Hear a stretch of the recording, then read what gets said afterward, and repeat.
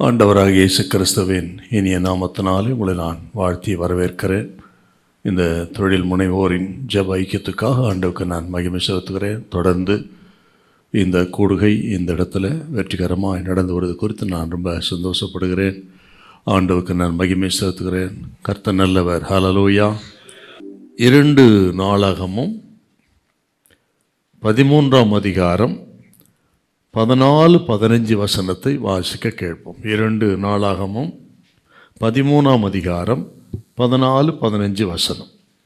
யூதா ஜனங்கள் திரும்பி பார்க்கிற போது முன்னும் பின்னும் யுத்தம் நடக்கிறதை கண்டு கர்த்தரை நோக்கி கூப்பிட்டார்கள். ஆசாரிகள் பூரிகைகளை முழங்கினார்கள். யூதா மனுஷர் ஆர்ப்பரித்தார்கள். யூதா மனுஷர் ஆர்ப்பரிக்கிற போது தேவன் யெரொபெயாமையும் இஸ்ரவேல் அனைத்தையும் அபியாவுக்கும் யூதாவுக்கும் முன்பாக முறியடித்தார்.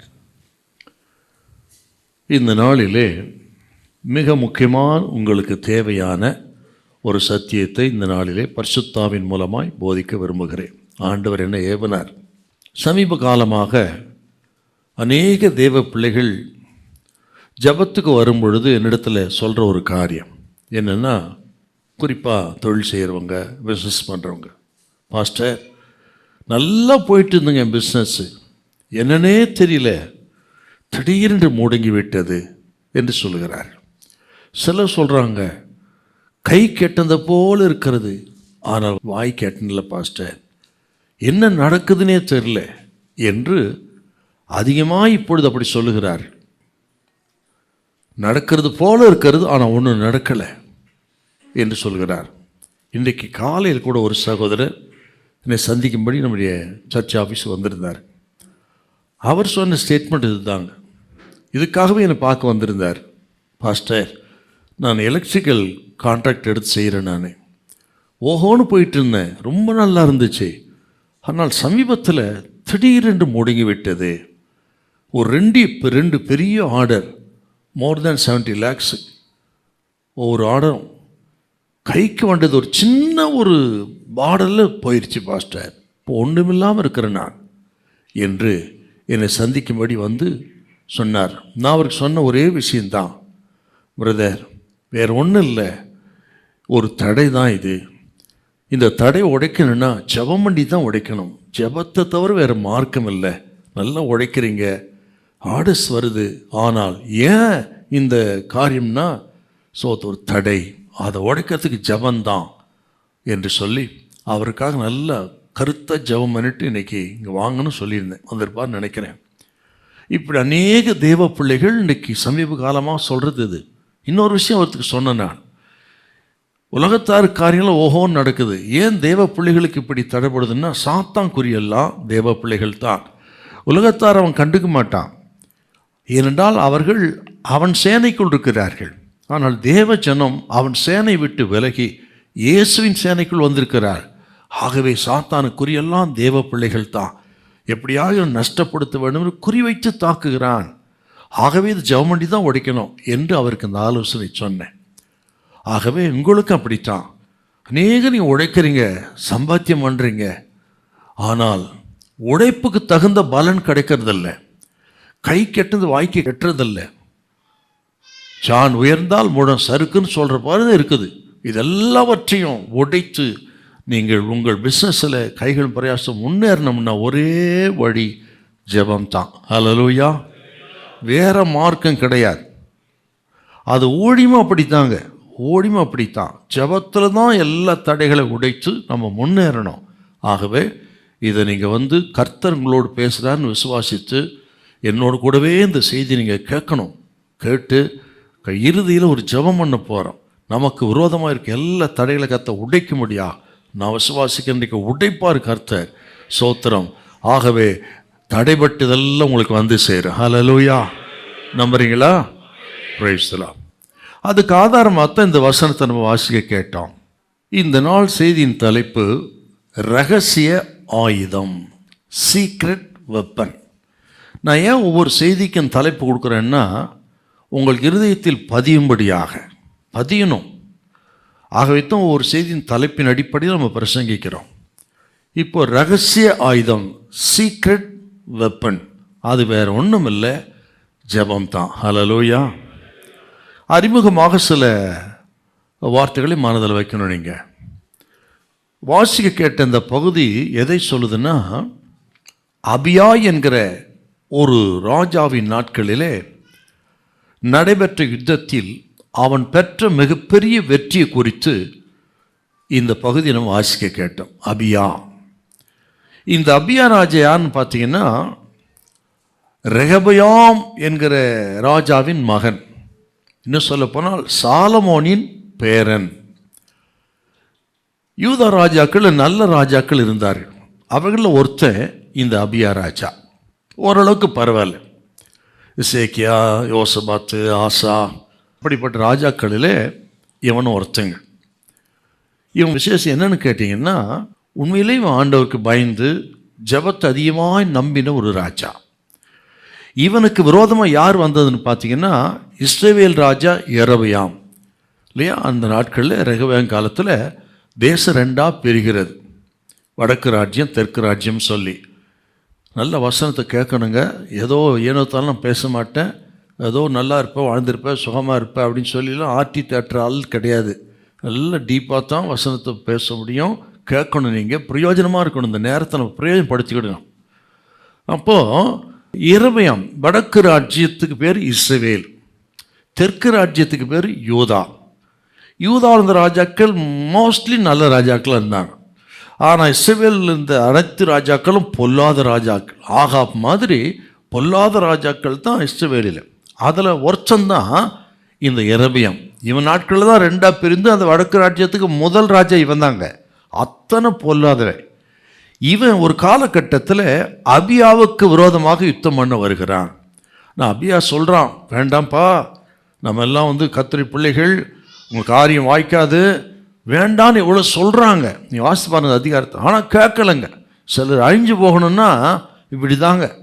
அழிஞ்சு போனால் நல்லா தெரிஞ்சினவனு பார்க்கும்போது தேவையில்லாத தலையிடுறது, வீம்பு பண்ணுறதெல்லாம் அவங்களுக்கு முடிவே அப்படி தாங்க. இவன் அப்படி தான். இவன் அபியாவுக்கு விரோதமாக வந்தான். யுத்தத்தில் படுதோல்வி அடைந்தான். அபியா வெற்றி பெற்றதுக்கு காரணம் அவன் பலன், அவன் சாமர்த்தியம் இல்லை. இன்னும் சொல்ல போனால் அவன் இராணுவம் ரொம்ப சின்ன இராணுவம். யெரொபெயாம் இராணுவம் பெரிய, டபுள் மடங்கு பெரிய ஆளுங்க. அவன் எப்படி வெற்றி பெற்றான்னு கேட்டிங்கன்னா, அபியா ஆண்டவரை நம்பினான், நம்பி ஜெபம் பண்ணினான். அந்த ஜெபத்தை கேட்டுத்தான் ஆண்டவர் யுத்தத்தில் மிகப்பெரிய வெற்றியை கொடுத்தார். இவனுக்கு விரோதம் அந்த ராஜா முறியடித்தது காரணமே ஜெபம். ஆகவே தான் சொன்னேன், வெற்றியின் ரகசியம் என்னன்னா ஜெபம். சீக்ரெட் வெப்பன் என்னன்னா ஜெபம். இந்த அபியாவின் வெற்றிக்கு காரணமே ஜெபம் தாங்க. ஆண்டவர் இயேசு ஒரு வார்த்தை சொன்னார். மத்தேயு சுவிசேஷம் 6ஆம் அதிகாரம் 6 கொஞ்சம் வாசித்து பாருங்க. மத்தேயு சுவிசேஷம் 6:6. நீயோ ஜெபம் பண்ணும்போது உன் அறை வீட்டுக்குள் பிரவேசித்து உன் கதவை பூட்டி அந்தரங்கத்தில் இருக்கிற உன் பிதாவை நோக்கி ஜெபம் பண்ணு. அந்தரங்கத்தில் இருக்கிற உன் பிதாவை நோக்கி ஜெபம் பண்ணு. அப்பொழுது அந்தரங்கத்தில் பார்க்கிற உன் பிதா வெளியரங்கமாய் உனக்கு பலனளிப்பார். உனக்கு பகிரங்கமாய் பலன் கொடுப்பா. இதுல அர்த்தம் என்னன்னு கேட்டீங்கன்னா, பகிரங்க வெற்றிக்கு காரணம் அந்தரங்க ஜெபம். இல்லைங்களா? அந்த பர்சனல் பிரேயர் ரொம்ப முக்கியங்க. ஸோ அதைத்தான் ஆண்டவர் இயேசுங்க சொல்கிறார். ஒரு தேவ பிள்ளைகள் உலகத்தாருக்கு முன்பு நீங்கள் பிரகாசிக்க வேண்டும் என்றால், ஆண்டவர் பகிரங்கமான பதிலை கொடுக்க வேண்டும் என்று சொன்னால், சோத்திரம், ரகசிய அறையிலே வெற்றி எடுக்க வேண்டும். நீங்கள் அதுதான் ரொம்ப முக்கியம். அந்தரங்கத்திலே நீங்கள் வெற்றி எடுத்து விட்டால், பகிரங்கமாய் கர்த்தர் உங்களுக்கு கொடுக்குற வெற்றி சோத்திரம் அநேக கண்களுக்கு ஆச்சரியமாக இருக்கு. ஹல்லேலூயா, ஆமே. மந்திரத்தில் மாங்காய் வந்துடாதுங்க இல்லையா? உலகத்தை பழமொழி சொல்லலாம், மந்திரத்தில் மாங்காய் வந்துடாது, சும்மாலாம் வந்துடாது. ஜி பூம்பான்னா வந்துடுமா சொல்லுங்க? மாங்காய் மரத்துக்கு பார்த்து போய் நின்றுட்டு ஜி பூம்பான்னா வந்துடுமா? வராது. அப்படி தாங்க ஆசீர்வாதம் வந்துடும் வந்துடும் வந்துடும், இதை வந்துடுதுப்பா, நாளைக்கு வந்துடுப்பா, வராது.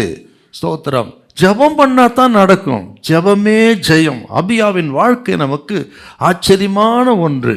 ஆகவே அந்தரங்க ஜெபம், ரகசிய ஜெபம், பிரைவேட் ப்ரேயர், இதெல்லாம் ரொம்ப முக்கியம் உங்களுக்கு. அப்படி ஜெபம் பண்ணுங்க.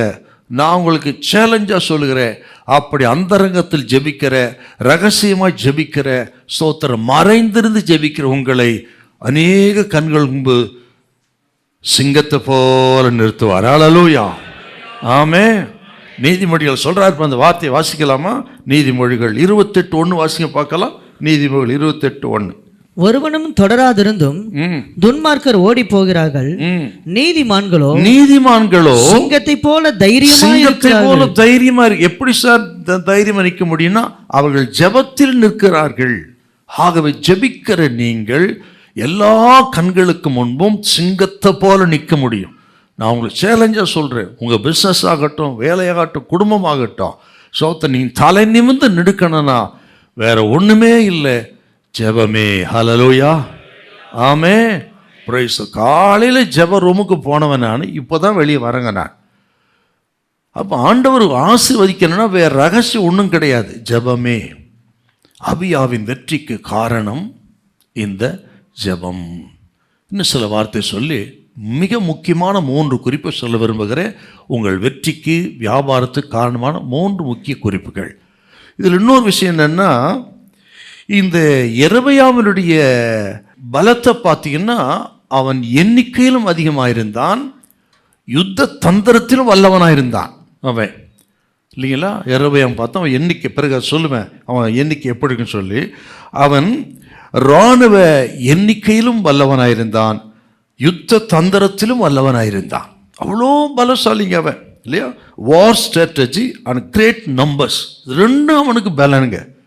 ஆனால் அவனிடத்தில் கடவுள் இல்லை, ஆண்டவர் இல்லை. இதெல்லாம் இருக்குது, இராணுவம் இருக்கிறது, யுத்த தந்திரம் இருக்கு, ஆனால் அவனிடத்தில் கர்த்தர் இல்லை.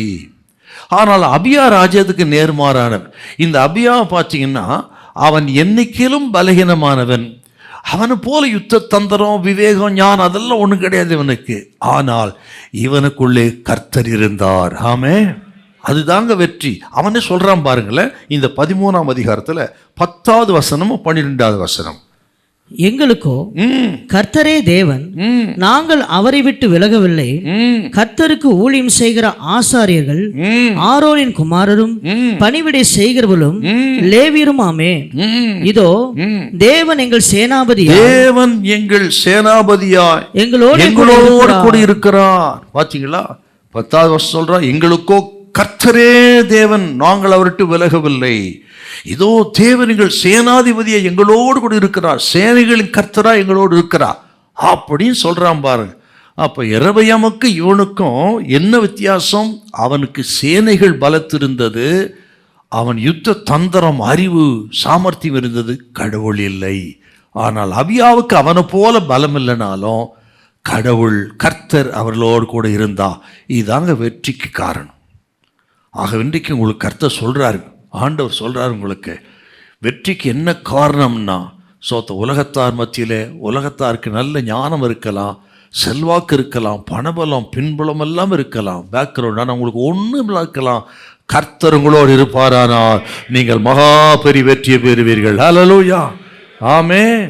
இப்போ இந்த அபியா சொல்ற மாதிரி நம்ம தைரியமாக சொல்ல முடியும், கர்த்தர் என்னோடு கூட இருக்கிறார், எங்கள் பிஸ்னஸோடு இருக்கிறா, என் குடும்பத்தோடு இருக்கிறா, நீங்கள் தைரியமாக சொல்ல முடியும்னா, I can challenge you brother sister, நீங்கள் வெற்றி பெறுவீர்கள். உங்கள் வெற்றி அநேகருக்கு ஆச்சரியமாக இருக்கும். ஹல்லேலூயா. அப்படி இவனுக்குள்ளே கர்த்தர் இருந்தார் மட்டும் கிடையாதுங்க, இவன் நல்லா விசுவாசித்து நடக்கிறவன், தரிசித்து கிடையாது. தரிசித்துனா படபலத்தை பார்க்கறது இல்லையா, எண்ணிக்கையை பார்க்கறது, இதான் தரிசித்து நடக்கிறது. இவன் எண்ணிக்கையோ அல்லது வெளிய தோற்றத்தை இல்லைங்க, இவன் ஆண்டவரையே விசுவாசித்து நடந்தான். நீங்க வாசி பார்க்கலாம், 5வது வசனம் கொஞ்சம் வாசிங்க. 5வது வசனம். இஸ்ரவேலை என்னென்றைக்கும் ஆளும் ராஜ்யபாரத்தை இஸ்ரவேலின் தேவனாகிய கர்த்தர் தாவீதுக்கும் அவன் குமாரருக்கும் மாறாத உடன்படிக்கையை கட்டளையிட்டதை நீங்கள் அறியீர்களா? இஸ்ரவேலின் தேவன் எங்களோடு கூட இருக்கிறா, உடன்படிக்கை எங்களோடு இருக்கிறது. அப்புறம் சொல்றான் பாருங்க, 7வது வசனம் வாசி பாருங்க. 7வது வசனம். பேலியானின் மக்களாகிய வீணோட கூடி சாலமோனின் குமாரனாகிய ரெகோபயாம் அவர்களை எதிர்க்க கூடாமல் வாழ வயதும் திடனற்ற மனதுமாய் இருக்கையில் அவனுக்கு விரோதமாய் தங்களை பலப்படுத்தி கொண்டார்கள் அப்படின்னு தன் விசுவாசத்தை அறிக்கையிடுறாங்க. அப்படி இவன் தரிசித்து நடவாமல் விசுவாசித்து நடக்கிறவன். அதான் பவுல் சொல்லுவார். உங்களுக்கு ரொம்ப பிரபலமான ஒரு வசனம் 2 கொரிந்தியர் 5ஆம் அதிகாரத்தில், நாம் தரிசித்து நடவாமல் விசுவாசித்து நடக்கிறவர்கள். ஆகவே கர்த்தர் நீ சொல்கிறார், உங்களுக்கு உங்களுடைய பேங்க் பேலன்ஸை பார்த்தோ அல்லது உங்களுடைய கை சாமர்த்தியத்தை பார்த்தோ அனுபவத்தை பார்த்தோ அதை சார்ந்து இல்லை, ஆண்டவரை சார்ந்து கொள்ளுங்கள். ஆண்டவர் சார்ந்த மக்களுக்கு அடையாளம் அவர்கள் ஜெபிப்பார்கள். ஹல்லேலூயா. ஆக உங்களுடைய ரகசியம் ஜெபமாக இருக்கட்டும், அதுவே பெரிய ஆயுதமாக இருக்கட்டும், மிகப்பெரிய வெற்றியை தருவார். உங்கள் பிஸ்னஸை கர்த்தர் ஆசீர்வதிப்பார். ஆமே. என்ன நடந்தது பாருங்கள். 15-16 வாசிக்க கேட்டோம். அந்த யுத்தத்தில் மகா பெரிய வெற்றியை அபியாவுக்கு கர்த்தர் கொடுத்தார். ஸ்தோத்திரம். எரபியாம் தோற்றே போனான். ஆகவே இந்த நாளிலே நான் விசுவாசிக்கிற அருமையான தேவ ஜனத்தை குறித்து கர்த்தர் உங்களுக்கு வெற்றியை தருவார். இந்த மாதத்தில் மிகப்பெரிய வெற்றியை உங்கள் பணத்திலும் பொருளாதாரத்திலும் பெறுவீர்கள். கர்த்தர் உங்களை கைவிடவே மாட்டார். ஹல்லேலூயா. அந்த யுத்தத்தில் ஒரு நெருக்கடியான நேரத்தில் ஆண்டவரை நோக்கி கூப்பிட்டார். முன்னும் பின்னும் யுத்தம் நடக்கும் பொழுது ஆண்டவரை நோக்கி கூப்பிட்டார்கள். அந்த இக்கட்டான நேரத்துக்கு கர்த்தர் உதவி செய்தார். இதே போல் ஒருவேளை நெருக்கப்பட்டு வந்திருக்கலாம். நீங்கள் முன்னாடியும் போக முடியல, பின்னாடியும் போக முடியல, செய்வதறியாது திகைத்து இருக்கலாம். இன்னைக்கு ஒரு தீர்மானம் பண்ணுங்க. இந்த யூதா ஜனத்தை போல கர்த்தரை நோக்கி கூப்பிடுவோம். ஒரு பெரிய விடுதலை கர்த்தர் தருவார். ஹல்லேலூயா. அப்படி ஒரு 3 ராஜாக்கள் நெருக்கடியான காலகட்டத்தில் அவர்கள் ஜெபம் பண்ணி பெற்ற மிகப்பெரிய வெற்றியை குறித்து ஒரு 3 ராஜாக்களை சுருக்கமாக சொல்ல விரும்புகிறேன். ஒரு நெருக்கடியான காலகட்டத்தில் அவர்கள் ஜெபித்த ஜெபம். 3 ராஜாக்களின் ஜெபம். நெருக்கடியான காலகட்டத்தில் ஜெபித்த 3 ராஜாக்களின் ஜெபம். முதல் ராஜா ஆசா ராஜா. ஆசாவின் ஜெபம் 2 நாளாகமும் 14-11 வாசி. 14-11. ஆசா தன் தேவனாகிய கர்த்தரை நோக்கி கூப்பிட்டு, கர்த்தாவே, பலமுள்ளவனுக்காகிலும் பலனற்றவனுக்காகிலும் உதவி செய்கிறது உமக்கு லேசான காரியம். எங்கள் தேவனாகிய கர்த்தாவே, எங்களுக்கு துணை நில்லும். உம்மை சார்ந்து உம்முடைய நாமத்தில் ஏராளமான இந்த கூட்டத்திற்கு எதிராக வந்தோம். கர்த்தாவே, நீர் எங்கள் தேவன், மனுஷர் உம்மை மேற்கொள்ள விடாதேயும் என்றான். ஆசாவின் ஜெபம் ரொம்ப விசேஷமான ஜெபம் இல்லையா? நம்ம எல்லாருக்கும் நல்லா தெரியும். பலமுள்ளவனுக்காகிலும் பலனற்றவனுக்காகிலும் உதவி செய்கிறது உமக்கு லேசான காரியம் அப்படின்னு அவன் ஜெபித்த அற்புதமான ஒரு ஜெபங்க அது. எந்த சூழ்நிலை இவன் ஜெபித்தான் அப்படின்னு பார்த்தீங்கன்னா, இவனுக்கு விரோதமாய் எகிப்திய ராஜா வந்தான். அவனும் முன்பு சொன்னது போல ஒரு பெரிய சேனை உள்ளவன் தான். அந்த காலகட்டத்தில் தான் இவனுக்குரியதை எடுத்துக்கொள்ளும்படி அபகரித்து கொள்ளும்படி அந்த எத்தியோப்பிய ராஜா வரான். அந்த நேரத்தில் தான் இவன் ஜெபித்த ஊக்கமான ஜெபங்க. இவன் யாருன்னு கேட்டிங்கன்னா, முன்பு பார்த்தோம் அபியா, அவனுடைய குமாரன் தாங்க இவன், அவனுடைய மகன் தான் இவன். அபியா ஜெபிக்கக்கூடிய ஆவிக்குரியவன், அவனைப் போலவே மகனும் பாருங்க ஜெபிக்கிறான் இல்லையா? எங்கே கற்றுக்கிட்டாவன்? தகப்பனை பார்க்குறாமே இல்லையா? தகப்பனுடைய வெற்றியை பார்த்துருக்கிறான் சிறு வயதிலே. இந்த ஆசா தகப்பன் ஒரு இக்கட்டான காலகட்டத்தில் இருந்தபொழுது எப்படி வெற்றி பெற்றார்? அவர் ஜெபம் பண்ணி ஆண்டவரை நம்பி விசுவாசித்து வெற்றி பெற்றார் என்றது அவன் இருதயத்தில் எழுதப்பட்டு விட்டது பார்த்து. ஆக இவனுக்கு ஒரு நெருக்கடி வரும்போது ஊக்கமாய் ஜெபித்து வெற்றி பெற்றான். இப்போ நமக்கெல்லாம் நம்ம பெரும்பாலும் எல்லாரும் நீங்கள் குடும்பத்தில் இருக்கிறீங்க. அப்போது நமது வாழ்க்கை, உங்கள் வாழ்க்கை பிள்ளைகளை பாதிக்கணும் இல்லையா? பிள்ளைகள் வாழ்க்கையில் மாற்றத்தை உண்டு பண்ணணும். உங்களை பார்த்து அவங்க ஜெபிக்கணும், உங்களை பார்த்து விசுவாசிக்கணும், உங்களை பார்த்து அவர்கள் வளரணும்.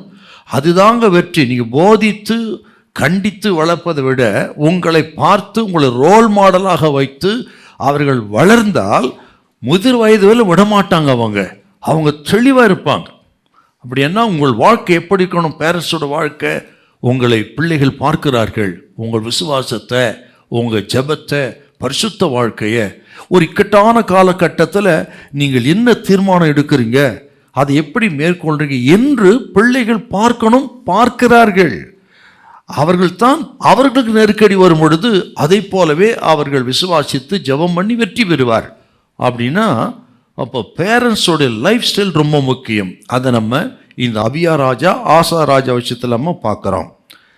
இவன் ஒரு நல்ல ராஜாங்க ஆசா. நீங்கள் 14ஆம் அதிகாரம் 2 வாசிங்க பார்க்கலாம். 14:2.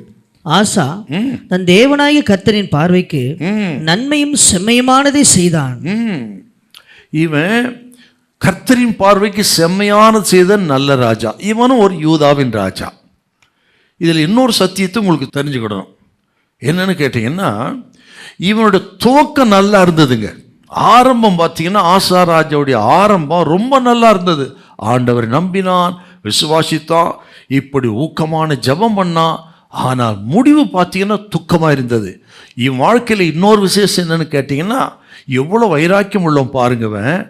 இவனுடைய தாய் மாகாள் யாருன்னா அப்சலோமுடைய குமாரத்தி இல்லையா, அப்சலோமுடைய பேரனா வந்திருக்கான்.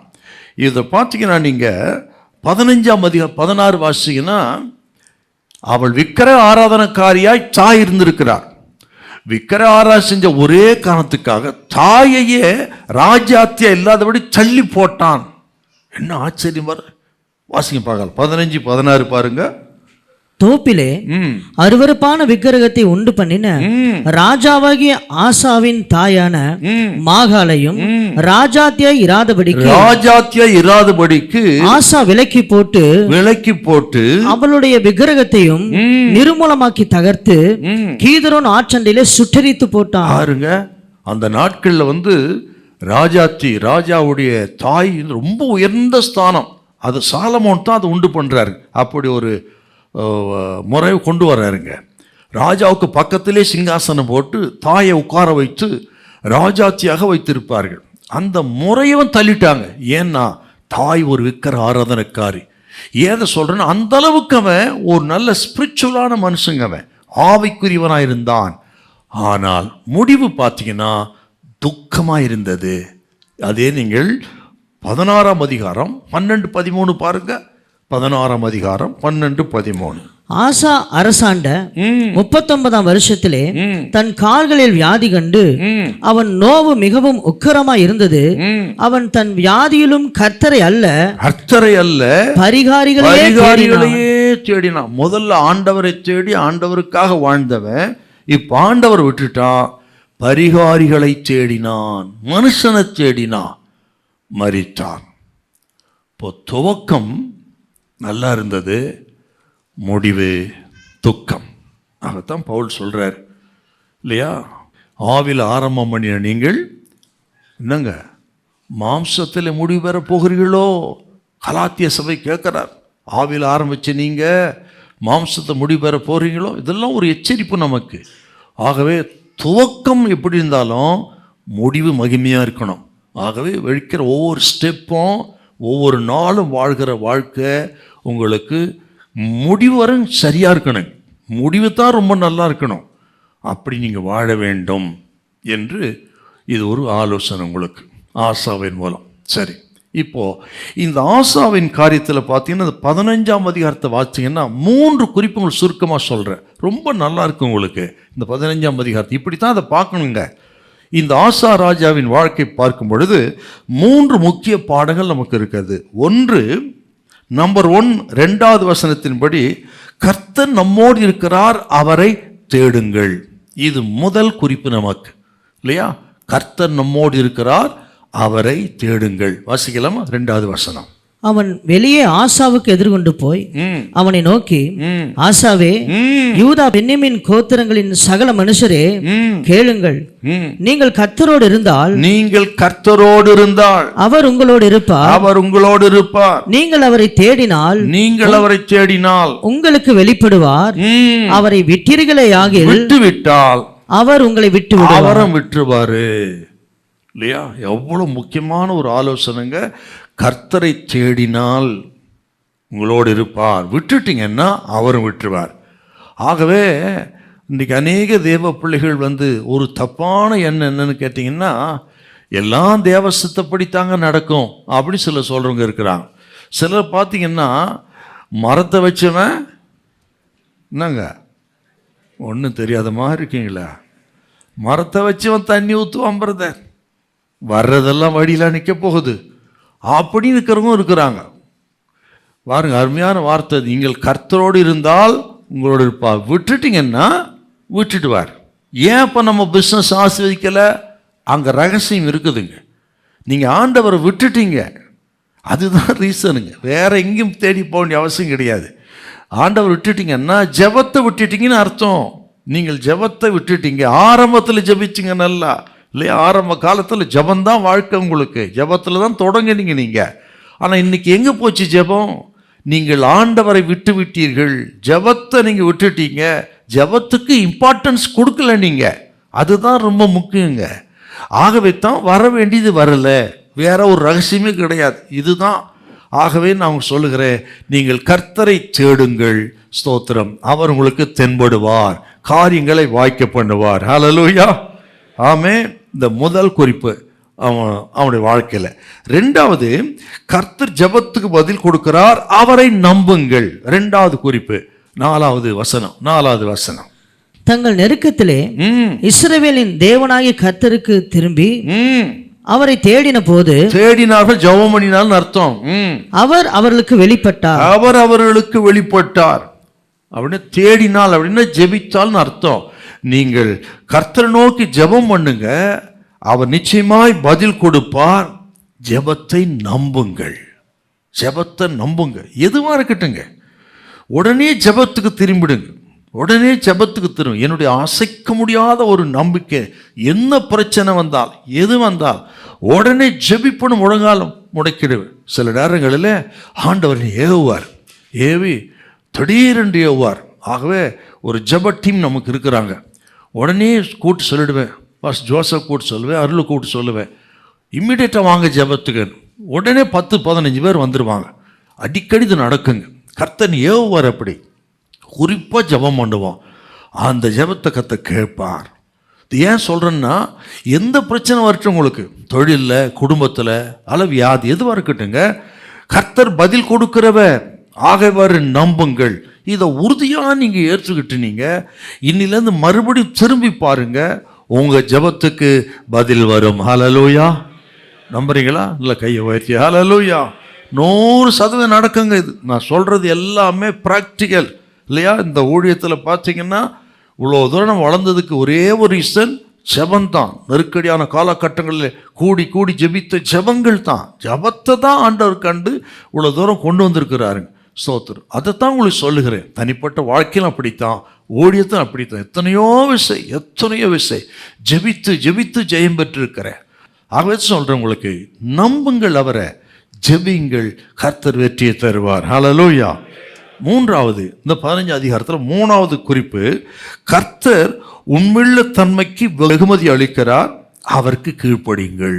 இல்லையா? உண்மையாக இருந்தீங்கன்னா ரிவார்டு கொடுப்பாருங்க அவர். உங்களுடைய பிஸ்னஸில், குடும்பத்தில், எல்லா விஷயங்களிலும் உண்மை ஃபெய்த்ஃபுல்னஸ், அதுதான் ரொம்ப முக்கியம் உங்களுக்கு. அதில் மட்டும் நீங்கள் கருத்தாக இருங்க. சோத்திரம், உங்களுக்கு கர்த்தர் நல்ல ரிவார்டை கொடுப்பார். ஆமென். இல்லையா? பிஸ்னஸ் பண்ணும் பொழுது அது ரொம்ப அவசியம் நமக்கு.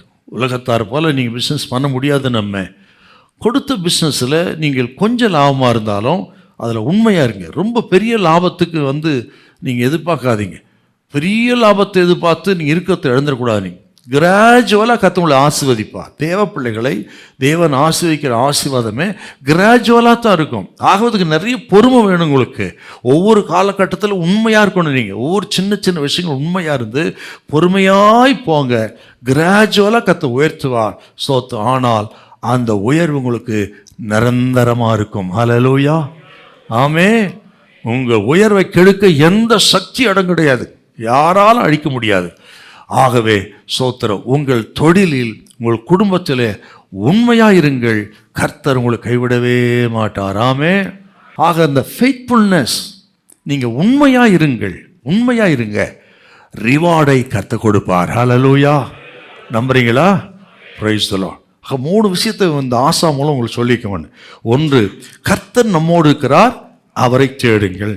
2வது, கர்த்தர் பதில் கொடுக்க, ஜெபத்துக்கு பதில் கொடுக்கிறார். நம்புங்கள், நம்புங்கன்னா ஜெபிங்கன்னு அர்த்தம். மூன்றாவது, கர்த்தர் உண்மையுள்ள தன்மைக்கு வெகுமதி அளிக்கிறார், அவருக்கு கீழ்ப்படியுங்கள். இல்லையா? இது ரொம்ப மூணும் உங்கள் தனிப்பட்ட வாழ்க்கைக்கு எல்லாம் மிக முக்கியமான நல்ல ஆலோசனை. ஸ்தோத்திரம். அப்புறம் அந்த ஜெபத்தை ஒரு விஷயம் சொல்லி அடுத்து குறிப்பாகலாமா? நீங்கள் இப்போ மறுபடியும் வாசிக்கலாம், அந்த 14, 11.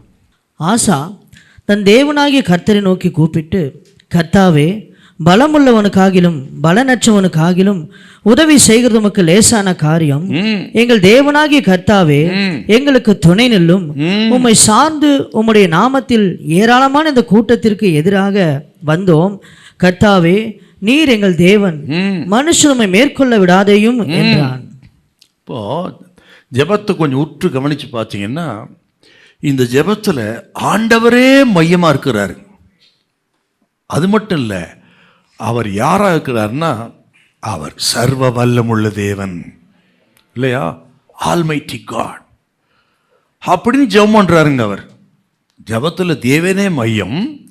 அந்த மையமாக இருக்கிற தேவன் யார், எப்படி இருக்கிறாரா? அவர் சர்வ வல்லமுள்ள தேவன். அப்படி நம்பணும். நம்மோடு இருக்கிற ஆண்டவர் யார்?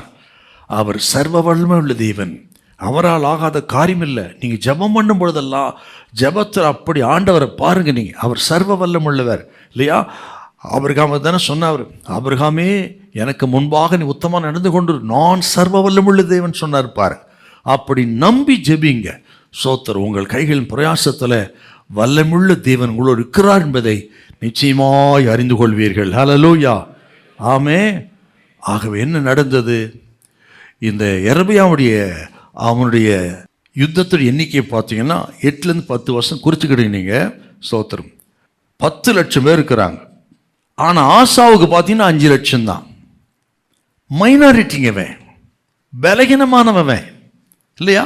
10 லட்சம் பேர் அவனுக்கு, அவன் இராணுவ சேனை. இவனுக்கு 5 லட்சம் தான். பாதிக்கு பாதி கூட கிடையாதுங்க. 300 ரதங்கள் இருக்குது அவனுக்கு. இப்போ என்ன பண்ணுறான்னா, தன் இயலாமையை உணர்ந்தான், தன் பலகீனத்தை உணர்ந்தான்.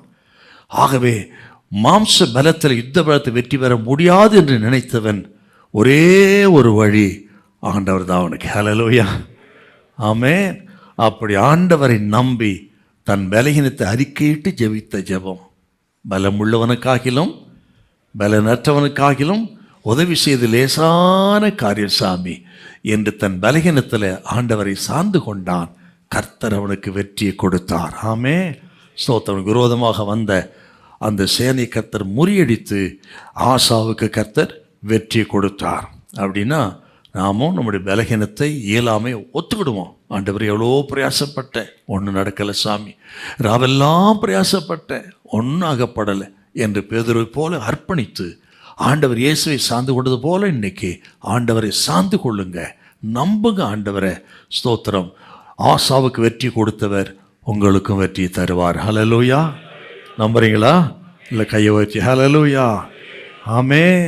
2வது, யோசபாத்தின் ஜெபம். யோசபாத்தின் ஜெபம் 2 நாளாகமம் 20:12. இவனும் ஒரு நெருக்கடியான காலகட்டத்தில் ஊக்கமாக ஒரு ஜெபம் பண்ணுறாங்க. 2 நாளாகமம் 20:12. எங்கள் தேவனே, அவர்களை நீ நியாயம் தீர்க்க மாட்டீரோ? எங்களுக்கு விரோதமாய் வந்த இந்த ஏராளமான கூட்டத்திற்கு முன்பாக நிற்க எங்களுக்கு பலனில்லை. நாங்கள் செய்ய வேண்டியது இன்னதென்று எங்களுக்கு தெரியவில்லை. ஆகையால் எங்கள் கண்கள் உம்மையே நோக்கி கொண்டிருக்கிறது என்றான். என்ன அருமையான ஒரு ஜெபம் பாருங்க, இல்லையா? எங்கள் தேவனே, அவர்களை நியாயந்திருக்க மாட்டீரோ? எங்களுக்கு விரோதமாக வந்த ஏராளமான கூட்டத்துக்கு முன்பாக நிற்க எங்களுக்கு பலனில்லை. நாங்கள் செய்ய வேண்டியது இன்னதென்றும் எங்களுக்கு தெரியவில்லை. ஆகையால் எங்கள் கண்கள் உண்மையே நோக்கி கொண்டிருக்கிறது. என்ன ஒரு யதார்த்தமான ஜெபங்க. நான் இந்த ஜெபத்தை வாசித்த போது எத்தனை யதார்த்தம். ஜெபத்தில் ஆண்டவர் யதார்த்தத்தை எதிர்பார்க்குறாருங்க, இல்லையா? யதார்த்தமாக ஜெபிக்கணும். யாக்கோபு ஜெபம் பண்ணார், நம்ம பார்த்து இல்லைங்களா? 32ஆம் அதிகாரத்தில், ஆண்டவரே, ஏசா வருகிறான், நீ போ, உன்னை காப்பாற்றுவேன், நன்மை செய்வேன்னு சொன்னீங்களே அப்படின்னு ஜெபித்தாரு பாருங்க. உடனே கேட்டார் பாருங்க. அப்படி உங்கள் ஜெபங்களில் யதார்த்தமாக ஜெபிக்கணும் நீங்கள், இல்லையா? உண்மையாக ஜெபிக்கணுங்க. உங்கள் சூழ்நிலை எதுவாக இருக்கட்டும். அப்படியே நீங்கள் மனுஷத்தில் பேசுறது போல பேசுங்க, நீங்கள் சொல்லுங்க ஆண்டவரிடத்தில். அதுதான் ரொம்ப முக்கியம். அவர் யதார்த்தத்தை விரும்புகிற தேவன் இல்லையா? சொல்றார் பாருங்க, அவர்கள் அந்த ஜனங்கள் யதார்த்தம் பேசவில்லை. அப்போ நம்ம ஆண்டவருக்கு ஜபமாக இருக்கட்டும், வாழ்க்கையாக இருக்கட்டும், யதார்த்தத்தை விரும்புகிற தேவன். அப்போ நீ யதார்த்தமாக ஜபிக்கணும். என்ன பிரச்சனை அதை அப்படியே சொல்லணுங்க இல்லையா? பிஸ்னஸில், பொருளாதாரத்தில், அல்ல ஒரு பயமா கலக்கமா, வெளியே சொல்ல முடியாத பிரச்சனையா, ரூம் கதவை போட்டுங்க, போட்டுட்டு யதார்த்தமாக பேசுங்க ஆண்டவரிடத்தில். அதை ஆண்டவர் விரும்புகிறான். அதை ஆண்டவர் விரும்புவவர், ரசிக்கிற தேவனுங்க இல்லையா? நமது பிள்ளைகள் இருக்கிறாங்க. நமது பிள்ளைகள் அவங்க ஜெபம் பண்ணுறது எவ்வளோ நல்லா இருக்கு. இன்னும் அலங்காரமாக ஜெபம் பண்ணுவாங்களா பிள்ளைங்க இல்லையா? பிள்ளைங்க அலங்காரமாக ஜெபம் பண்ணுவாங்க. தகப்பனத்தில் வந்து கேட்கும்போது எப்படின்னு கேட்பாங்க? தகப்பனே எனக்கு ஆகாரம் வேண்டும் அப்படியே கேட்பாங்க. அப்பா எனக்கு 2 லட்டு வேண்டும் அப்படியே கேட்பாங்க. சொல்லுங்க, அப்படி கேட்க மாட்டாங்க, யதார்த்தமாக கேட்பாங்க. பார்த்தீங்களா? டாடி எனக்கு ஸ்வீட் வேணும். அதே போல் நமது ஆண்டவர் கூட அப்படித்தாங்க. நீங்கள் அரைக்கதை பப்ளிக்காக ஜெபிக்கும் பொழுது தான் கருத்தாக ஜெபம் பண்ணணும். நீங்கள் அரைக்கதவை பூட்டி ஜெபிக்கும் பொழுது யதார்த்தமான ஒரு ஜெபத்தை எடுக்கணும். உங்களுக்கு என்ன பிரச்சனை அது அப்படியே மனப்பூர்வமாக சொல்லுங்க. அதான் யாக்கோபின் ஜெபம். நன்மை செய்வேன்னு சொன்னீங்களே, யோசபாத் அப்படிதான் நிற்க நிலை இல்லை இல்லையா? எங்களுக்கு பலன் இல்லை, அதை உடனே கேட்குறாருங்க. ஆக பிஸ்னஸில் இதெல்லாம் ரொம்ப முக்கியம் உங்களுக்கு. சில நேரங்களில் வந்து நீங்கள் போயிட்டு இருக்கும் பொழுதே ஜெபிக்கலாம். சில நேரத்தில் நீங்கள் தனிப்பட்டு ஜெபம் பண்ணலாம். சில நேரத்தில் வாயை திறந்து ஜெபிக்க முடியலனா கூட உங்கள் பெருமூச்சே ஜெபமாக இருக்கும். ஆக சிந்தை சிந்தையாக இருக்கணுங்க.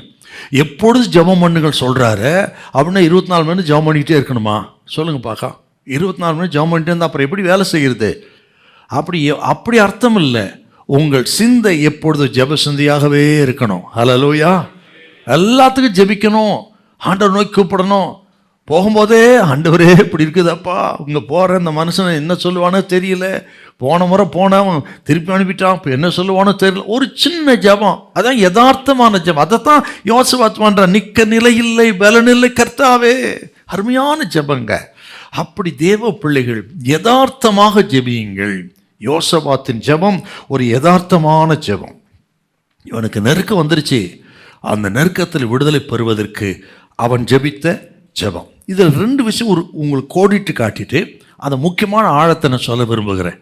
இதில் முதல்ல என்னென்னா, நீங்கள் 20ஆம் அதிகாரம் 10-11 வாசித்து பார்த்தீங்கன்னா, இந்த 3 பேரும் இவங்க வேற யாரும் கிடையாது. மோவாபியர், அம்மோனியர், சேயீர் மலைதேசத்தா. சேவீர் மலைதேசத்தான்னா ஏசாவின் சந்ததி இல்லையா? சேயிலிருந்து ஏசா வருகிறான்னு வாசிக்கிறோமே 32 ஆதிகாமத்தில். அப்படின்னா இவங்க யாரும் கிடையாதுங்க. அம்மோனியனும் மோவாபியனும் யாருங்க? லோத்துவின் சந்ததி. நமக்கு தெரியும் ஆதியாம் 19ஆம் அதிகாரத்தில் எப்படி அவன் வந்தான்னு சொல்லி. அப்போ சேயீர் மலைதேசத்தில் ஏசாவின் சந்ததி 3 பேருமே இஸ்ரவேல் ரத்த பிறப்புங்க. விடுங்க, அவன் தான் இப்போ யூதாவை எதிர்க்க வந்திருக்கிறார் இல்லையா? நமக்கு விரோதி வேற யாரும் கிடையாது. கூட வச்சாங்க இருப்பாங்க, பக்கத்திலே தான் இருப்பான், கூடவே இருப்பான், ரொம்ப நெருக்கமாக தான் இருப்பான். ஆனாலும் விரோதம் பண்ணுவார். ஆகவே தான் ஆண்டவர் சொன்னார், வீட்டாரே சத்துரு, வீட்டாரே சத்துன்னு சொன்னார் பாருங்க. ஆகவே இன்னொரு விஷயம் என்னன்னா, இந்த 3 பெரிய கூட்டத்தாரும் தீங்கு செய்வதற்கு எந்த முகாந்தரம் கிடையாதுங்க இல்லையா? யோசபாத்தனோட மிரட்டினானா, யுத்தத்துக்கு வான்னு சொன்னானா, தீங்கு செய்தானா, ஒன்றும் கிடையாதுங்க. அவன் இவர்களுக்கு விரோதமாய் வருவதற்கு எந்த தீங்கும் செய்யலை, ஆனால் எதிர்த்து வந்தார்கள் இல்லையா? நமது வாழ்க்கையில், நமது பிஸ்னஸ்களில், ஏன் ஊழியத்தில் கூட முகாந்தரம் இல்லாமல் பகைக்கிற மக்கள் இருக்கிறார்கள். உங்கள் பிஸ்னஸில், குடும்பத்தில் காரணமே இருக்காதுங்க, காரணமே இருக்காது. ஆனால் எதிர்ப்பார்கள். பொறாமையை கண்டே, பொறாமையினால் நீங்கள் வளர்வதைக் கண்டு எதிர்க்கிறவர்கள், முகாந்தரம் இல்லாமல் பகைக்கிற மக்கள் எழும்புவார்கள். நேற்று தினத்தில் ஒருத்தர் சொன்னார், அவர் வீடு கட்டிருக்கார், நம்ம சகோதரர் வீடு கட்டிருக்கிறார். ஃபஸ்ட் ஃப்ளோர் வரலும் கிரவுண்ட் ஃப்ளோர் வரலும் ஒரு பிரச்சனை கிடையாது. ஃபஸ்ட் ஃப்ளோர் எடுத்தது தான் வந்துச்சு பாருங்க. சுற்றி இருக்கிறவங்க ஒரே பொறாமையாக தக்காளி தூக்கி தூக்கி கிச்சனில் அடிச்சிருக்கானுங்க. தக்காளி என்ன பொறாமை பாருங்க இல்லையா? தக்காளி எடுத்து புதுசாக கட்டுற கிச்சன் இருக்குது பாருங்கள், அதில் என்ன காலைல வந்து பார்த்தா ஃபுல்லாக தக்காளியாக இருக்குது. அவ்வளோ பொறாமங்க விடுங்க. இத்தனைக்கும் பாருங்க, நல்ல சகோதரர், நல்ல பழகு குடும்பங்க. ஆனால் அவர் சொன்ன வார்த்தை தான், கிரவுண்ட் ஃப்ளோர்லும் பிரச்சனை கிடையாது, ஃபர்ஸ்ட் ஃப்ளோர் எடுக்க போனால் ஆரம்பிச்சிட்டானுங்க. அவர் சொன்னாருங்க, அதனால் செகண்ட் ஃப்ளோர் எடுக்கலான்றத அந்த எண்ணத்தையே விட்டுட்டேன்னாருங்க. பொறாமைங்க இன்றைக்கி எல்லாருக்கும் நான் பார்த்த வரலுங்க, ஏகப்பட்ட பொறாமை தாங்க அதிகம். ஆமே. அப்போ மெட்ராஸில் நல்லா இருப்பாங்களே, அது சொல்ல வரல. பொறாமை பிஸ்னஸில், குடும்பத்தில் நல்ல பிள்ளைகள் படிச்சுட்டா, ஆகவே முகாந்தரம் இல்லாமல் பகைக்கிறவர்கள் பெருகுவார்கள். பொறாமையினால் கவலைப்படாதீங்க. ரெண்டாவது விஷயம் என்னன்னு பார்த்தீங்கன்னா, எந்த விதமான நியாயம் கிடையாதுங்க அவனுங்க வர்றதுக்கு, இவனுக்கு எதுக்கிறதுக்கு நியாயமும் கிடையாதுங்க. ஆக தீங்கு செய்வதற்கு அர்த்தமே கிடையாது. முகாந்தரம் இல்லாமல் பகைப்பார்கள். தாவீது சொன்ன வார்த்தை தான் எனக்கு ரொம்ப நல்லா பிடிக்கும். 38ஆம் சங்கீதம் 19 கொஞ்சம் பாருங்க. 38:19. என் சத்துருக்கள் வாழ்ந்து பலத்திருக்கிறார்கள், முகாந்தரம் இல்லாமல் என்னை பயக்கிறவர்கள் பெருகி இருக்கிறார். ஒருத்தர் 2 பேர் இல்லையா, பெருகுகிறார். ஆகவே உங்கள் பிஸ்னஸில், குடும்பத்தில் இப்படி காரணமே இல்லாமல் பகைக்கிற மக்கள் இருக்கிறார்களா? இருப்பார்கள். உங்கள் வளர்ச்சியை கண்டு, உயர்வை கண்டு, ஆசீர்வாதத்தை கண்டு அவர்கள் அறியாமலே பொறாமைப்படுகிற மக்கள் இருப்பார்கள். உங்களுக்கு விரோதமாக வருவார்கள். பயப்படாதீர்கள், கர்த்தர் உங்களோடு இருக்கிறார். ஹல்லேலூயா, ஆமே. கர்த்தர் சொல்றார், அவர்கள் ஒன்றுமில்லாமல் இல்பொருளாய் போவார்கள். உனக்கு விரோதமாக உருவாக்கப்பட எந்த ஆயுதம் வாய்க்காதே போகும். ஒரு வழியாய் வருகிறவர்கள் 7 வழியாய் ஓடி போவார்கள். ஹல்லேலூயா, ஹல்லேலூயா. நீங்கள் சும்மா இருப்பீர்கள், கர்த்தர் உங்களுக்கு யுத்தம் பண்ணுவார். கர்த்தர் சொல்றார் இன்னைக்கு, இது கர்த்தர் சொன்ன வார்த்தை. நீங்கள் சும்மா இருப்பீர்கள், கர்த்தர் உங்களுக்காக யுத்தம் பண்ணுவார்.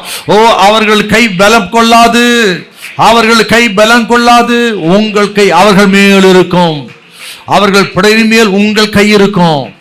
கர்த்தர் உங்களை கைவிடவே மாட்டார். ஹல்லேலூயா, பிரைஸ் தி லார்ட்.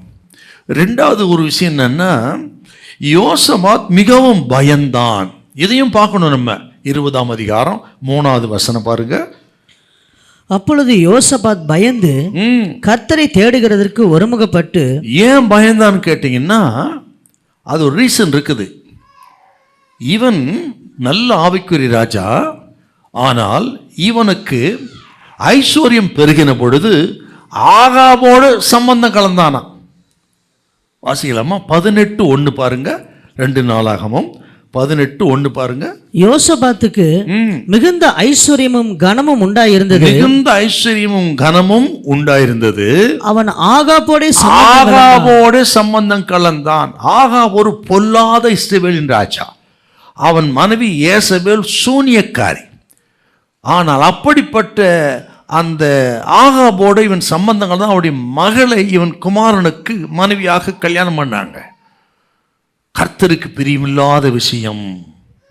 ஆகவே இப்போ எதிரிங்க வந்திருக்கிறாங்க, இவன் பயப்படுகிறான் இல்லையா? நம்ம கர்த்தருக்கு போக உண்மையா இருந்தா பயப்பட வேண்டிய அவசியம் இல்லை. எத்தனை நெருக்கம் வந்தாலும் சரி, பயம் வராது. அதுக்கு பதிலாக தைரியம் தான் வரும் நமக்கு. ஆமே. ஆகவே சில எதிர்ப்புகள், சில நஷ்டங்கள் அல்லது சில இனம் புரியாத பயம் வருதுன்னா, நம்ம வாழ்க்கையில் சில இடங்களில் இங்கேவோ நம்ம மிஸ் ஆகிருப்போம் பார்க்கணும். ஆகவே நீங்கள் அதை சரி பண்ணணுங்க.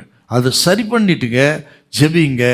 பயம் அல்ல, நல்ல தைரியத்தை கர்த்தர் கொடுப்பார். ஹல்லேலூயா, ஆமென், ஸ்தோத்திரம். இப்போ இந்த காலகட்டத்தில் யோசபாத், இப்போ 3 பெரிய கூட்டம் வந்திருக்காங்க.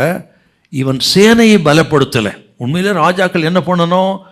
யுத்தத்துக்கு ஆயத்தம் பண்ண சேனையை பலப்படுத்தணும். இவன் சேனையை பலப்படுத்தல, உபவாசத்தை பலப்படுத்தினான். ஹல்லேலூயா, அருமையான ஒரு ஸ்டேட்மெண்ட் இவன். நீங்க 3-4 வசனம் 20ஆம் அதிகாரம் 3-4 பாருங்க. அப்பொழுது யோசபாத் பயந்து கர்த்தரை தேடுகிறதற்கு ஒருமுகப்பட்டு யூதாவெங்கும் உபவாசத்தை கூறுவித்தான். அப்படியே யூதா ஜனங்கள் கர்த்தரிடத்தில் சகாயம் தேட கூடினார்கள். யூதாவில் உள்ள எல்லா பட்டணங்களிலும் இருந்து அவர்கள் கர்த்தரை தேடி வந்தார்கள். யோசபாத்தும் ஜனங்களும் சேனையை நம்புவதை விட தேவனை நம்பினார்கள். என்ன அருமையான ஸ்டேட்மெண்ட்டுங்கிறது இல்லையா? அவன் தன் பலத்தை, சாமர்த்தியத்தை நம்பாமல் தேவனை நம்பினான். தேவனை நம்பினான். நிறைய எக்ஸாம்பிள் சொல்ல உங்களுக்கு.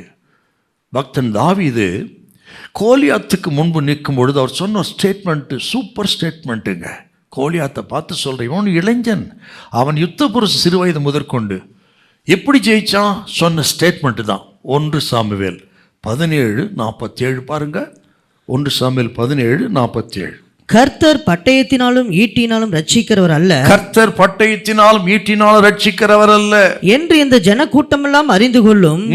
யுத்தம் கர்த்தருடையது, யுத்தம் கர்த்தருடையது. நீ பட்டயத்தோடு ஈட்டியோடு நானோ என் தேவனாகிய கர்த்தருடைய நாமத்தில் வருகிறேன். பார்த்தீங்களா, என்ன அருமையான ஒரு ஸ்டேட்மெண்ட்டுங்க. ஆகவே தான் சொன்னேன், யோசவா தன் சேனையை நம்பவில்லை, சேனைகளின் கர்த்தரை நம்பினான். ஹல்லேலூயா. தாவீதோட இன்னொரு ஸ்டேட்மெண்ட் ரொம்ப பியூட்டிஃபுல்லாக இருக்கும். பெரிய யுத்த புருஷங்க, எந்த யுத்தத்திலும் தோல்வி அடையாத ஒரே ராஜா தாவீது ராஜா தான். அவர் சொல்ற வெற்றிக்கு ரீசன் சொல்றாரு பாருங்க. சங்கீதம் 44:6 வாசிங்கன்னா, 44:6. என் வில்லை நான் நம்பேன், என் பட்டயம் என்னை ரட்சிப்பதில்லை. பார்த்தீங்களா, அப்போ வெற்றி பெற்ற ராஜாவும் என்ன ஸ்டேட்மெண்ட்டுங்க, என் பட்டயமோ வில்லி அல்ல, அதனால் இல்லை, நான் அவர் மேல் வைச்ச நம்பிக்கை. ஆகவே படிப்பு தேவைதான், நமக்கு சாமர்த்தியம் வேணும், அனுபவம் வேணும். அவைகளை விட தேவனையே நம்புங்கள், நீங்கள் தோல்வியடையவே மாட்டீங்க. ஹல்லேலூயா, ஆமென். அப்படி இந்த ஆசா ராஜா சேனையை நம்பாமல் தேவனை நம்பினான், கர்த்தர் வெற்றியை கொடுத்தான். அவன் வாழ்க்கையில் இன்னொரு சூப்பர் ஸ்டேட்மெண்ட் சொல்கிறேன் பாருங்க, உங்களை எல்லாம் ரொம்ப பிரயோஜனமாக இருக்கும். அவன் நம்பிக்கையை பார்த்தீங்கன்னா, நீங்கள் 6வது வசனத்தை அப்படியே உங்களுக்கு நிறைய சொல்கிறேன். தேவன் யார் அப்படின்னு நினைவு கூர்ந்து ஜெபம் பண்ணுறாங்க. நம்ம ஜெபத்தில் இதெல்லாம் மஸ்ட் இல்லையா? ஏதோ பொத்தாம் முதல்ல ஜெபம் பண்ணக்கூடாது. நாம் ஜெபிக்கிற ஜெபத்தை கேட்கிற தெய்வம் யார் அப்படின்னு விசுவாசித்து ஜெபம் பண்ணணுங்க இல்லையா? வாசிக்கலாம் 6வது வசனம். எங்கள் பிதாக்களின் தேவனாகிய கர்த்தாவே, பரலோகத்தில் இருக்கிற நீரல்லவோ தேவன், தேவரை ஜாதியுடைய ராஜ்யங்கள் எல்லாம் ஆளுகிறவர், உம்முடைய கரத்திலே வல்லமையும் பராக்கிரமும் இருக்கிறது. அவர் யார் என்று நினைவு கூர்ந்து ஜெபம் பண்றாங்க. அப்படி நீங்க நம்ம ஜெபத்துல ஆண்டவரை, அவர் எப்படிப்பட்ட வல்லமுள்ள தெய்வம் அப்படி சொல்லி ஜெபிக்கணுங்க. 2வது குறித்து ரொம்ப முக்கியம், கடந்த காலத்தில் அவர் என்ன செய்தார்னு ஜெபம் பண்றாங்க.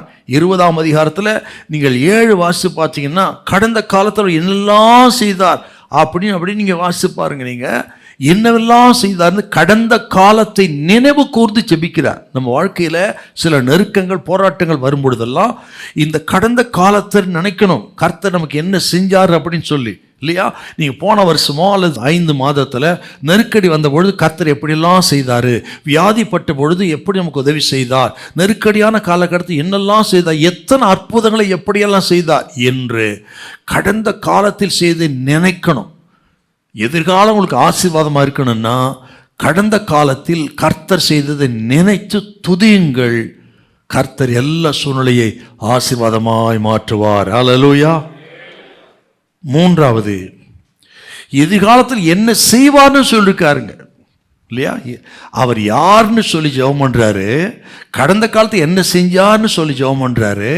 3, எதிர்காலத்தை என்ன செய்வேன்னு சாலமோன் பண்ண ஜெபத்தை சொல்கிறார். 8, 9 நீ வாசித்து பாருங்க. நீங்கள் அதை வாசித்து பார்த்தீங்கன்னா சாலமோன் பண்ண ஜெபத்தை சொல்கிறாருங்க. ஆண்டவரே, நெருக்கடி வரும்பொழுது நாங்கள் நோக்கி கூப்பிட்டால் நீர் இரக்கம் செய்யணும் அப்படின்னு சாலமோன் ஜெபித்து அந்த ஜெபத்தை மனசில் வச்சு ஜெபிக்கிறார். ஆண்டவரே, எனக்கு நிற்க இல்லை, பலன் இல்லை சாமி, எனக்கு இறங்குங்க.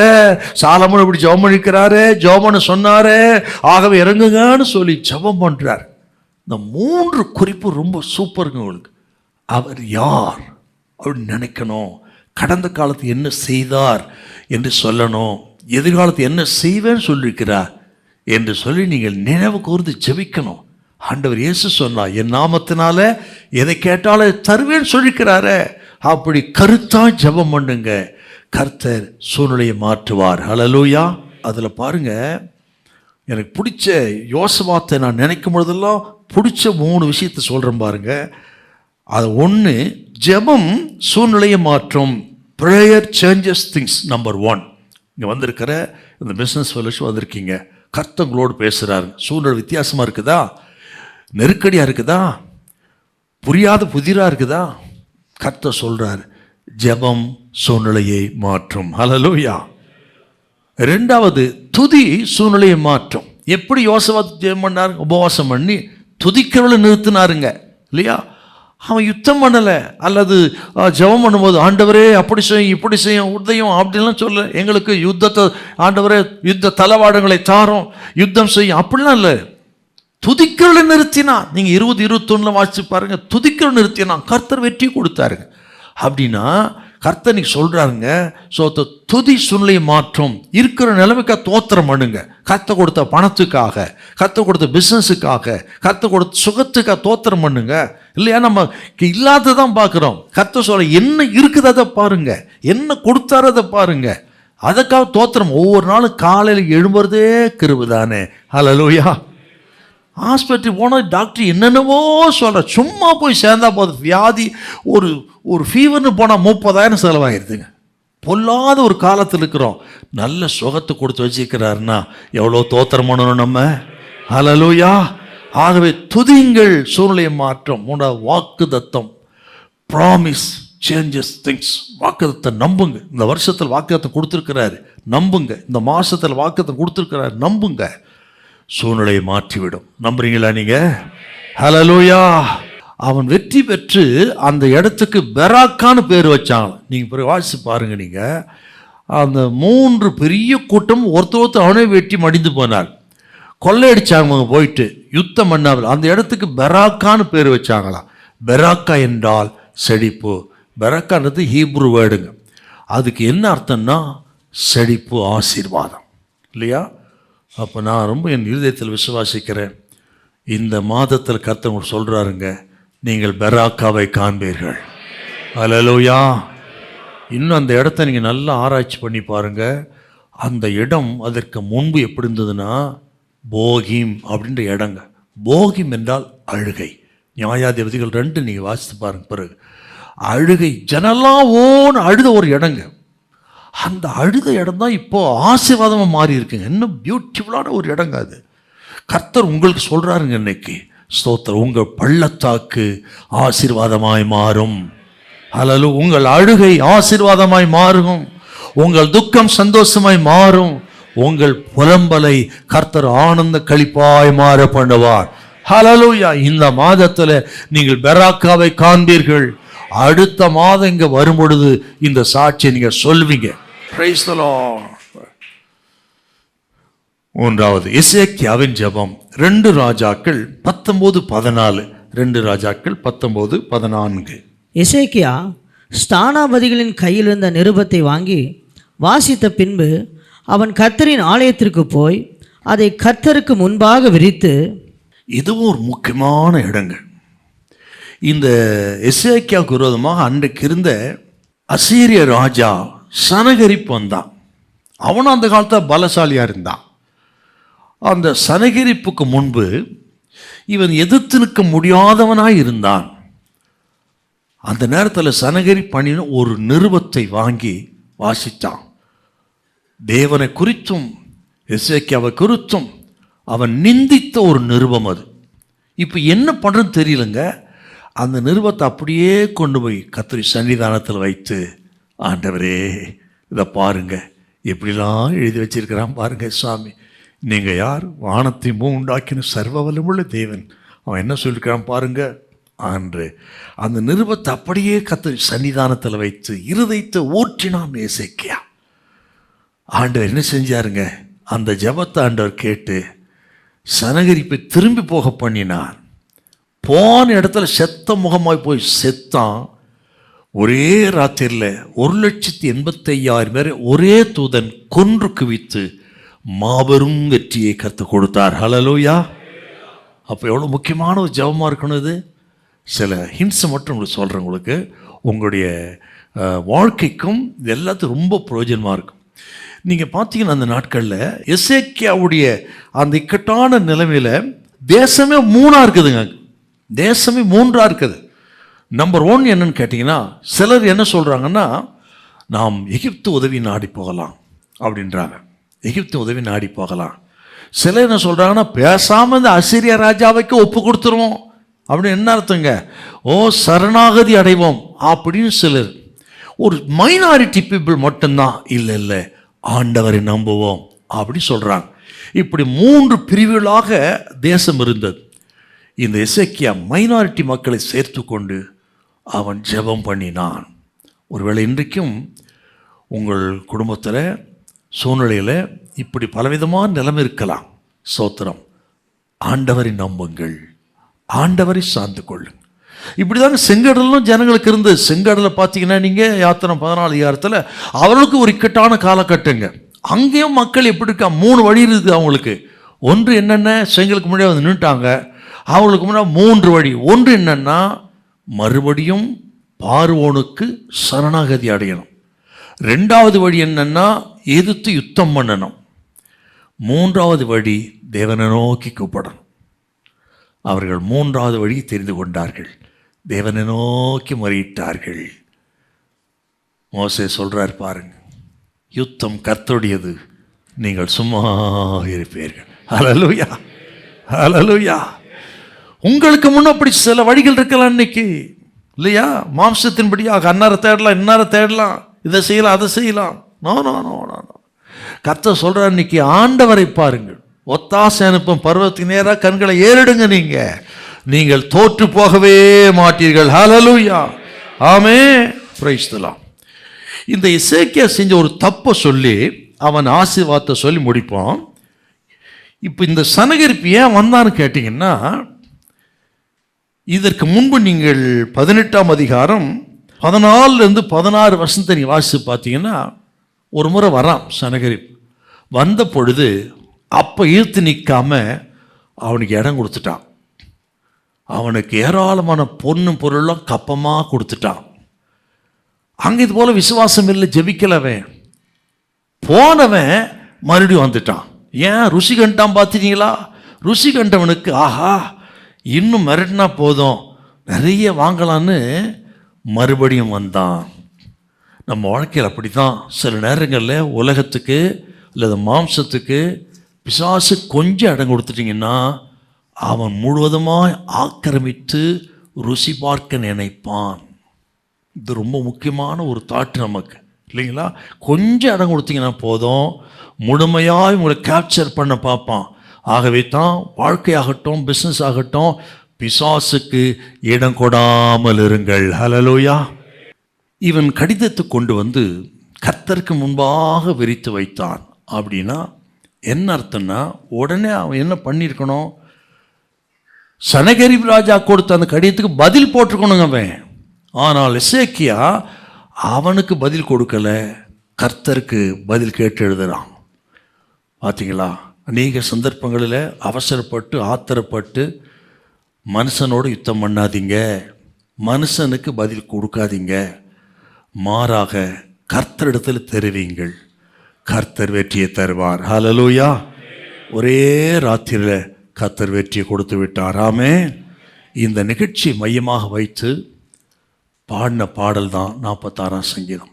இன்றைக்கி கர்த்தர் உங்களுக்கு சொல்கிறார், விசுவாசித்து இதை நீங்கள் அப்படியே ஏற்றுக்கொடணுங்க.